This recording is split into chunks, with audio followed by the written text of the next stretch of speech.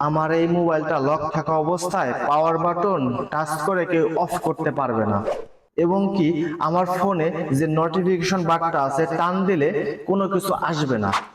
তো এই সেটিংসটা আপনার মোবাইলে করে রাখেন। মোবাইল হারাই গেলে আপনার ফোনটা ফিরে পাওয়ার চান্স থাকবে, আপনার সিমটাও খুলতে পারবে না এবং আপনার ফোনটা বন্ধও করতে পারবে না। তো সেটিংসটা করার জন্য পাশের স্ক্রিনটা লক্ষ্য করুন। আপনার ফোনে থাকা যে সেটিংস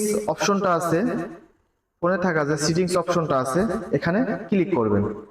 ক্লিক করার পর হালকা একটু নিচের দিকে আসবেন। নিচের দিকে আসার পর এখানে নোটিফিকেশন এন্ড স্ট্যাটাস বার, এখানে ক্লিক করবেন।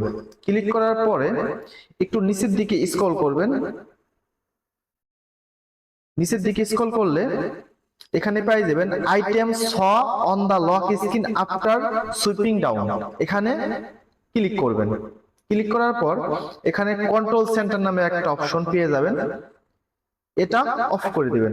অফ করে দেওয়ার পর এখন থেকে আপনার ফোনে নোটিফিকেশন লক, আপনার ফোনে লক করা অবস্থায় নোটিফিকেশন টান দিলে কোনো কিছু আসবে না।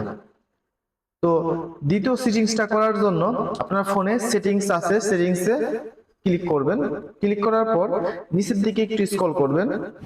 এখানে সিকিউরিটি নামে একটা অপশন পেয়ে যাবেন, এখানে ট্যাপ করবেন। ট্যাপ করার পরে দেখতে পারবেন শাটডাউন নোটিফিকেশন, এটার উপরে ক্লিক করবেন। ক্লিক করার পর নিচের দিকে দেখতে পাচ্ছেন শাটডাউন কনফার্মেশন, এটা যদি এই অপশনটা যদি আপনি অন করে দেন তাহলে আপনার ফোন যদি কেউ চুরি হয়ে যায় কিংবা হারায় যায়, আপনার ফোন লক থাকা অবস্থায় আপনার ফোন অফ করতে পারবে না। অফ করতে চাইলে তার পাসওয়ার্ড চাবে। তো এই অপশনটা অন করে দিবেন। অন করে দেওয়ার পর এখন থেকে আপনার ফোন কখনো যদি হারায় যায় কিংবা চুরি হয়ে যায় তাহলে আপনার ফোন লক থাকা অবস্থায় কেউ আপনার ফোনটাকে অফ করতে পারবে না, আপনার ফোন ফিরে পাওয়ার চান্স থাকবে। ভিডিওটা ভালো লাগলে শেয়ার করে সকলকে দেখার সুযোগ করে দেবেন। আসসালামু আলাইকুম।